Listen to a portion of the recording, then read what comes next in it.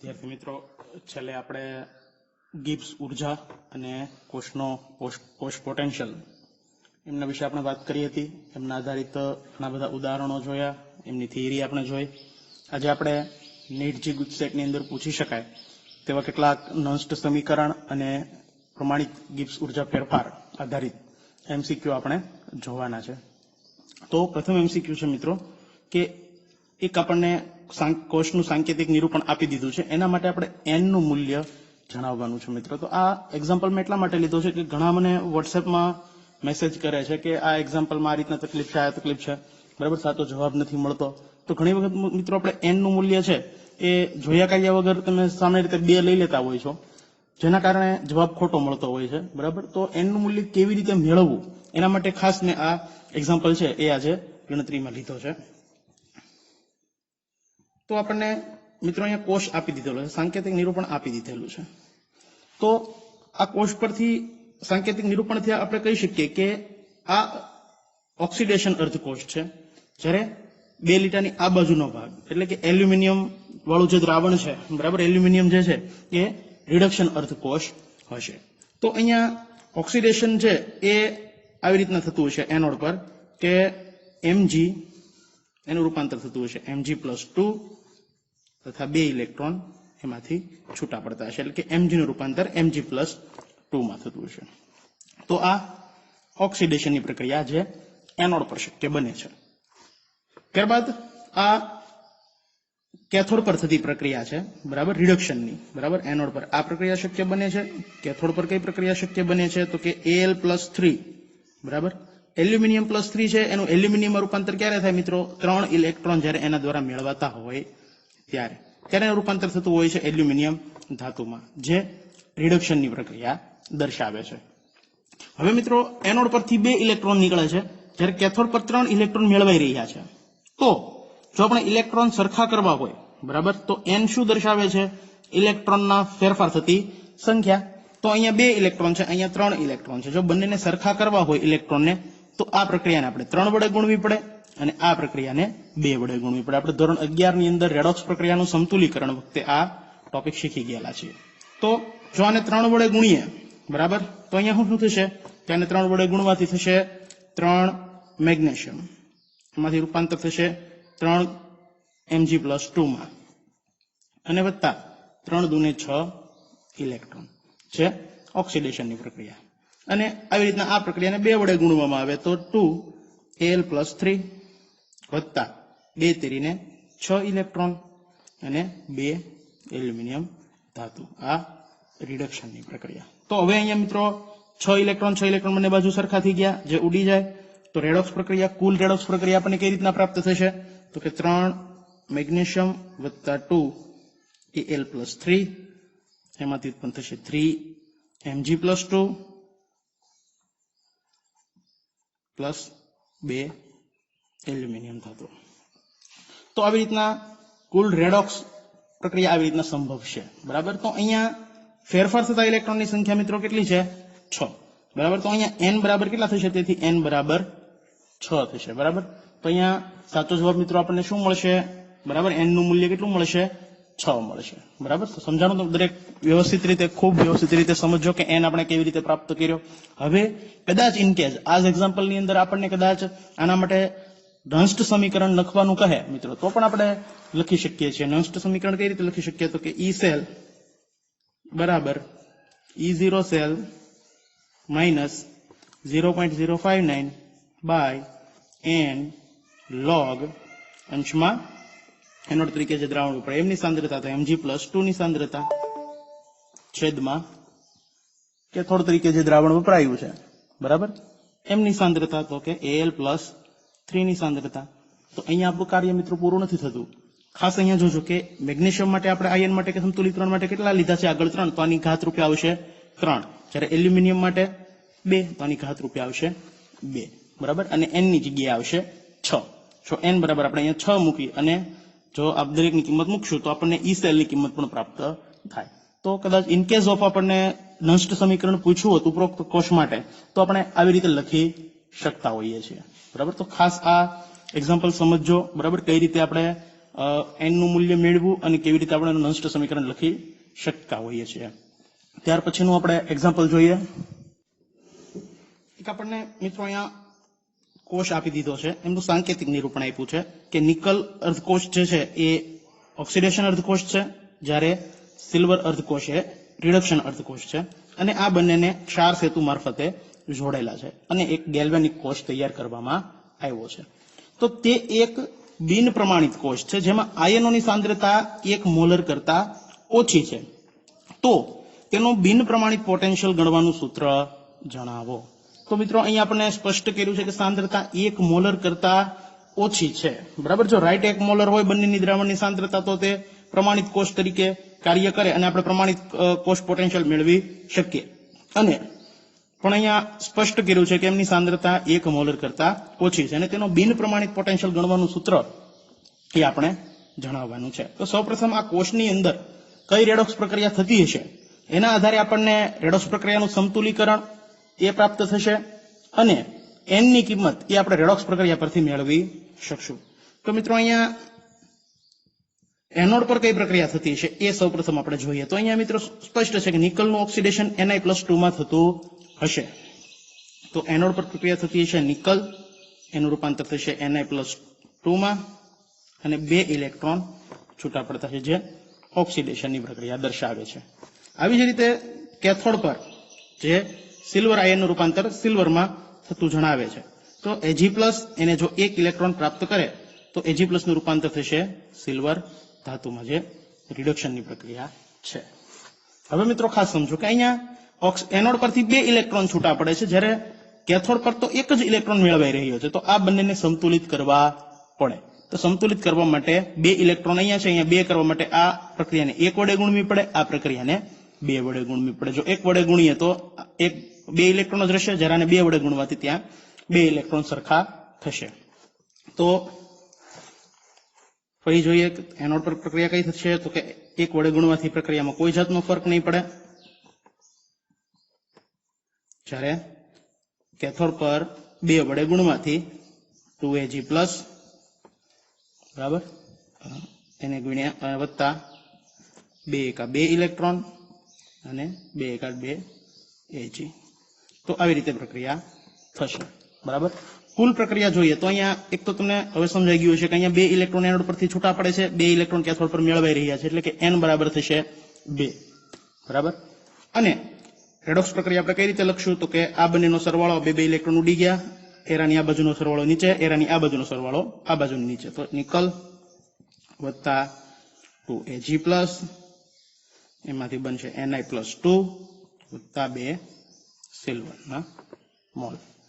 તો આ કુલ રેડોક્સ પ્રક્રિયા મળી ગઈ. હવે જો આપણે નષ્ટ સમીકરણ આના માટે લાગુ પાડીએ તો બિન પ્રમાણિત પોટેન્શિયલ આપણે E સેલ એ ગણી શકીએ. તો E સેલ બરાબર થશે E0 cell minus 0.059 by n log અંશમાં એનોડ. એનોડ તરીકે કયું હતું, નિકલ વાળું દ્રાવણ, તો Ni+2 ની સાંદ્રતા, બરાબર, અહીંયા આગળ ગુણોત્તર તરીકે 1 છે એટલે 1 અહીંયા લખો કે ન લખો ચાલે, છેદમાં કેથોડ માટે દ્રાવણ વપરાણું એમની સાંદ્રતા, તો Ag+ ની સાંદ્રતા. પણ ખાસ સમજો કે Ag+ માટે આગળ અહીંયા 2 મોલ પ્રમાણ વપરાયું છે, તો અહીંયા આવશે એમનો સ્ક્વેર, એમનો વર્ગ. હવે જો આપણે n ની કિંમત છે એ મિત્રો આની અંદર મૂકી દઈએ, બરાબર, તો E સેલ બરાબર આપણે પ્રાપ્ત થશે E0 સેલ, બરાબર, કદાચ આટલું પૂછે તો પણ લખી શકાય. અને n ની કિંમત જો મૂકી દઈએ તો 0.059 બાય n બરાબર 2 અને log નિકલ આયનની સાંદ્રતા છેદમાં સિલ્વર આયનની સાંદ્રતાનો સ્ક્વેર. બરાબર, આને જો આપણે 2 વડે ભાગીએ, બરાબર, તો 0.0295 સીધે સીધું એક જ સ્ટેપમાં ભૂંસીને કરી નાખ્યું છે અમે. તો આ બંને સૂત્રની મદદથી જો n ની કિંમત ન મૂકીએ તો ઉપરનું સૂત્ર, અને n ની કિંમત જો મૂકવામાં આવે તો નીચેનો નષ્ટ સમીકરણની મદદથી આપણે બિન પ્રમાણિત ઉપરોક્ત જે ગેલ્વેનિક કોષ દર્શાવ્યો છે, બરાબર, એમનો પોટેન્શિયલ એ આ બંને સૂત્રોની મદદથી, સમીકરણની મદદથી મેળવી શકતા હોઈએ છીએ. તો મિત્રો ખૂબ યાદ રાખજો, આવા અલગ અલગ પ્રકારના ઘણા બધા એક્ઝામ્પલો છે એ પૂછાઈ શકે છે. આ માત્ર આપણે એક MCQ રૂપે લીધો છે, બરાબર, મેં ઓપ્શન નથી લખ્યા, પણ આ 2 માંથી જ્યાં સાચો ઓપ્શન હોય એ આપણે લખવાનો રહેતો હોય છે. અને જો કદાચ આપણને નિકલ આયન અને સિલ્વર આયનની સાંદ્રતા આપે અને નિકલ અને સિલ્વર અર્ધકોષ આ બંનેના પ્રમાણિત અર્ધકોષ પોટેન્શિયલ આપે તો એ બંનેની કિંમત પછી આપણે E0 સેલ મેળવીએ અને બંનેની સાંદ્રતા મૂકી અને કોષ પોટેન્શિયલ પણ મિત્રો મેળવી શકતા હોઈએ છીએ. તો આવી રીતે આપણે આ ગણતરી કરી શકતા હોઈએ છીએ. તો ત્યાર પછીનો એક્ઝામ્પલ આપણે જોઈએ કે આગળના એમસીક્યુમાં કોષમાં ફક્ત Ag+ ની સાંદ્રતા દ્રાવણ ઉમેરીને વધારવાથી ઈ સેલનું મૂલ્ય ખાલી જગ્યા થાય છે. તો આગળ આપણે જે કોષ જોયો બરાબર કે નિકલ અર્ધકોષ અને સિલ્વર અર્ધકોષ જોડવાથી જે સંપૂર્ણ ગેલ્વેનિક કોષ બને છે તો એમની અંદર ફક્ત સિલ્વર આયન વાળું દ્રાવણ છે એની અંદર જો દ્રાવણ ઉમેરીની સાંદ્રતા વધારવામાં આવે તો એમના ઈ સેલ પર એમની શું અસર હશે એના વિશે આપણે વાત કરવાની છે આ એમસીક્યુ ની અંદર. તો આપણે આગળ ઈ સેલની કિંમતની નષ્ટ સમીકરણ જોયું હતું કે ઈ સેલ બરાબર E0 cell minus 0.059 by n log બરાબર. અહીંયા આપણે સીધું મૂકી દઈએ છીએ, રહેવા દો ને, ચાલો ને, 0.059 બાય n log નિકલ આયનની સાંદ્રતા છેદમાં સિલ્વર આયનની સાંદ્રતાનો સ્ક્વેર. તો આ સૂત્ર આપણે મિત્રો જોયું. હવે આપણે વાત કરી છે કે સિલ્વર આયનની સાંદ્રતા વધારવામાં આવે બરાબર. તો આની જો સાંદ્રતા આપણે વધારીએ તો જો આ મૂલ્ય વધારવામાં આવે તો નિકલ ની સાંદ્રતાનો છેદમાં Ag+ ની સાંદ્રતાનો વર્ગ બરાબર. તો આ મૂલ્યમાં પણ શું થશે મિત્રો, આ વધારવાથી આ મૂલ્ય બંનેનું ઘટશે. કઈ રીતે? તો કે સ્વાભાવિક છે કે અંશ અને છેદની સાપેક્ષે જો આપણે અંશની સાપેક્ષે છેદમાં વધારો કરવામાં આવે તો બંનેનો ભાગાકાર છે મિત્રો ઘટે. સ્વાભાવિક છે, નીચે જેમ મોટી સંખ્યા એમ ભાગાકાર નાનો બરાબર. દાખલા તરીકે એમ કહીએ કે 4/2 અને 4/3 તો આ સ્વાભાવિક છે કે અહીંયા 2 છે અને અહીંયા 3 છે, અંશ તો બંનેનો સરખો છે. તો 4/2 કરીએ અને 4/3 કરીએ તો 4/3 વાળું મૂલ્ય છે એ નાનું હશે, ઘટશે બરાબર. તો આ બંનેનો ભાગાકાર છે મિત્રો ઘટશે. તો હવે સ્વાભાવિક છે કે આ બંનેનો ભાગાકાર ઘટશે તો આનો જો લોગ લઈએ તો એ મૂલ્ય પણ ઘટે બરાબર. અને એનો 0.059 બાય n વડે ગુણાકાર કરશે તો એ મૂલ્ય પણ ઘટશે અને એને E0 સેલમાંથી બાદ કરશું બરાબર. એટલે આ મૂલ્ય ઈ સેલ છે એ મિત્રોમાં એમાં વધારો થશે. કઈ રીતના? તો કે જો ઈ સેલ બરાબર E0 સેલ માઇનસ આ બધું બરાબર, આ મૂલ્ય આખું ઘટી ગયું બરાબર. તો આખું મૂલ્ય જો પેલાની સાપેક્ષે ઘટી ગયું, Ag+ ઉમેરવાથી આખાનું મૂલ્ય ઘટ્યું તો E0 સેલમાંથી આ મૂલ્ય જે આખું રાઉન્ડ કર્યો છે એ બાદ કરીએ બરાબર તો આ મૂલ્ય મોટું થશે આગળનાની સાપેક્ષે બરાબર. તો આવી રીતે આપણે ઈ સેલ છે એમાં મિત્રો શું થશે, વધારો થશે. ખૂબ સમજો કે આ Ag+ ઉમેરવાથી આ મૂલ્ય ઘટે, જેથી છેદમાં ઘટાડો થાય, એનો લોગ લઈએ એટલે એ પણ ઘટે અને એને 0.059 બાય n વડે ગુણીએ એટલે આખો રાઉન્ડ છે એમાં ઘટાડો થાય. તો E0 સેલમાંથી આ ઘટેલું મૂલ્ય બાદ કરીએ એટલે ઈ સેલના મૂલ્યમાં શું થશે, વધારો થશે. તો Ag+ ઉમેરવાથી આ ઈ સેલમાં શું થશે મિત્રો, વધારો. એટલે કે સાચો ઓપ્શન થશે એ, કે ઈ સેલનું મૂલ્ય વધે છે. તો આ ખૂબ વ્યવસ્થિત સમજો, થોડુંક ટફ છે પણ વ્યવસ્થિત રીતે સમજશો તો વાંધો આવશે નહીં. ત્યાર પછીનો આપણે એક્ઝામ્પલ જોઈએ. 0.1 મોલર ઝિંક સલ્ફેટ અને 0.01 મોલર કોપર સલ્ફેટના દ્રાવણો ધરાવતા ડેનિયલ કોષમાં વિદ્યુત ધ્રુવનો EMF કેટલો થશે? એટલે કે આપણે મિત્રો ઈ સેલ એ અહીંયા ગણવાનો છે. તો ડેનિયલ કોષ માટે ઈ સેલનું સૂત્ર છે એ મિત્રો આપણે જોયું હતું કે નષ્ટ સમીકરણ ઈ સેલ બરાબર E0 સેલ, થોડુંક નીચે લખું એટલે આપણે થોડુંક ગણતરી કરવામાં સરળતા રહે. તો ઈ સેલ બરાબર E0 cell minus 0.059 by n log zinc આયનની સાંદ્રતા, એટલે કે એનો તરીકે જે દ્રાવણ વપરાયું એમની સાંદ્રતા છેદમાં Cu+2 ની સાંદ્રતા. મિત્રો અહીંયા કોઈ ઘાત નહીં આવે કેમ કે અહીંયા પણ +2, અહીંયા પણ +2, n બરાબર મિત્રો અહીંયા 2 હોય છે. તો આપણે E0 સેલ અને n આ બે કિંમતો અને આ બંનેની દ્રાવણોની સાંદ્રતા આ સૂત્રમાં મૂકીએ અને ગણતરી કરીએ તો આપણને મિત્રો ઈ સેલ છે એ પ્રાપ્ત થઈ જશે. તો સૌપ્રથમ આપણી જરૂરિયાત છે E0 સેલની. તો આપણે આગળ સૂત્ર હતું કે E0 સેલ બરાબર E0 કોપર બરાબર કોપર એટલે કે રિડક્શન અર્ધકોષની પોટેન્શિયલ, રિડક્શન પોટેન્શિયલ ઓછા એનોડ તરીકે જે દ્રાવણ વપરાયું છે એ અર્ધકોષનો રિડક્શન પોટેન્શિયલ. તો અહીંયા હું લખતા ભૂલી ગયો છું, બરાબર. તો કોપર અર્ધકોષનો પોટેન્શિયલ છે 0.36 ઓછા સૂત્રના, અને ઝિંક આયન માટે -0.76 ઓછે વત્તા બંનેનો સરવાળો કરીએ એટલે કે થશે 1.10 વોલ્ટ. તો E0 સેલ આપણે પ્રાપ્ત થઈ ગયું છે, અને n બરાબર થશે 2, એ પણ આપણે જાણીએ છીએ.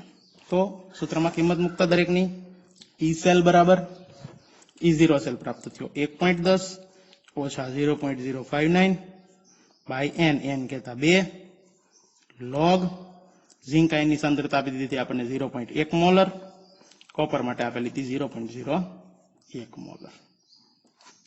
હવે આ 1.10 ઓછા આ બંનેનો ભાગાકાર કરશો એટલે 0.0295 ગુણ્યા log આ બંનેનો ભાગાકાર કરીએ એટલે થશે 10.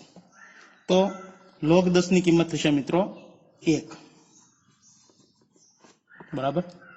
તો આપણને ઈ સેલ પ્રાપ્ત થશે 1.10 માઇનસ 0.0295 એને ગુણ્યા 1. તો અને એક સાથે ગુણો એટલે 0.0295 જ રહેશે. 1.10 માંથી બાદ કરીએ એટલે આપણને ઈ સેલ છે પ્રાપ્ત થઈ જશે. તો એ બંનેનો બાદબાકી કરીએ તો આપણને જવાબ પ્રાપ્ત થશે મિત્રો 1.07 વોલ્ટ. તો આપણને આ કોષનો પોટેન્શિયલ છે એ બિન પ્રમાણિત અવસ્થામાં પ્રાપ્ત થયો છે, જે કેટલો છે 1.07 વોલ્ટ. તો આ નષ્ટ સમીકરણના આવા આગળ ઘણા બધા બીજા આપણે ઉદાહરણો જોયા હતા, આ પણ એવી જ રીતનું ઉદાહરણ છે અહીંયા. તો આગળ હજી એક આપણે MCQ જોઈએ કે ગણતરીમાં હું લઈ જ લઉં છું સીધું અહીંયા. ગિબ્સ મુક્ત ઉર્જા અને કોષ પોટેન્શિયલ વચ્ચે સંબંધ ધરાવતું સૂત્ર કયું છે, બરાબર. ગિબ્સ મુક્ત ઉર્જા અને કોષ પોટેન્શિયલ વચ્ચે સંબંધ ધરાવતું સૂત્ર કયું છે અથવા જણાવો. 4 ઓપ્શન પણ આપણે અહીં લખી નાખીએ. ડેલ્ટા G0 બરાબર NF E0 cell. B option છે ડેલ્ટા G0 બરાબર delta H0 minus T delta S0. C option છે ડેલ્ટા G0 બરાબર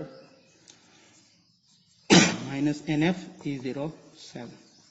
અને ડી ઓપ્શન છે માઇનસ ડેલ્ટા G0 બરાબર માઇનસ KF E0 સેલ. તો અહીંયા આપણને મિત્રો 4 ઓપ્શન પણ આપી દીધા છે. ગિબ્સની મુક્ત ઉર્જા અને કોષ પોટેન્શિયલ આ બંને વચ્ચે સંબંધ દર્શાવતું આપણે સમીકરણ જણાવવાનું છે. તો મિત્રો આ સમીકરણ સાચું છે, પણ આ ગિબ્સ મુક્ત ઉર્જા ફેરફાર, એન્થાલ્પી ફેરફાર અને એન્ટ્રોપી, બરાબર, તો એમની વચ્ચે સંબંધ દર્શાવતું સમીકરણ છે, જે આપણે ધોરણ 11 ની અંદર ઉષ્માગતિશાસ્ત્ર ચેપ્ટરની અંદર આના વિશે વાત કરેલી છે અને સૂત્ર પણ આપણે ત્યાં જોયેલું છે અને સાબિત કરેલું છે. તો આ સૂત્ર સાચું છે, પણ એ કોષ પોટેન્શિયલ સાથે સંબંધ દર્શાવતું સમીકરણ છે નહીં. આપણે શું પૂછવામાં આવ્યું છે? ગિબ્સ ઉર્જા અને કોષ પોટેન્શિયલ વચ્ચે સંબંધ દર્શાવતું સમીકરણ જણાવો. તો જે આપણે જોયું હતું કે ડેલ્ટા G0 બરાબર માઇનસ n ગુણ્યા ફેરાડે અચળાંક એને ગુણ્યા કોષનો પોટેન્શિયલ, આ સૂત્ર સાચું હતું. તો આ જોઈએ તો અહીંયા માઇનસ નિશાની નથી એટલે આ વિકલ્પ પણ ખોટો થશે. જ્યારે ડેલ્ટા G0 બરાબર માઇનસ NF E0 સેલ સૂત્ર સાચું થશે. અહીંયા કે હોવાથી આ સૂત્ર પણ ખોટું છે. તો અહીંયા સાચો જવાબ થશે મિત્રો સી વિકલ્પ, બરાબર. જો નષ્ટ સમીકરણમાં E બરાબર E0 minus RT by NF ln Q માં Q એ સંતુલન અચળાંક દર્શાવે તો કયા સંજોગોમાં KC બરાબર Q થાય? તો નષ્ટ સમીકરણ આપણને અહીંયા આપ્યું છે કે E બરાબર E0 minus RT by NF ln Q, જ્યાં Q બરાબર પ્રક્રિયા ભાગફળ. તો પ્રક્રિયા ભાગફળ બરાબર એ સંતુલન અચળાંક દર્શાવે એટલે કે Q બરાબર KC થાય બરાબર કયા સંજોગોમાં થાય તો કે ક્યુ બરાબર કેસી ક્યારે થાય તો કે જ્યારે કોષની અંદર વિદ્યુત રાસાયણિક કોષમાં જ્યારે સંતુલન મિત્રો સ્થપાયેલું હોય છે ત્યારે આપણે ક્યુ બરાબર કેસી લઈ શકીએ ક્યારે કે સંતુલન સ્થપાયેલ હોય ત્યારે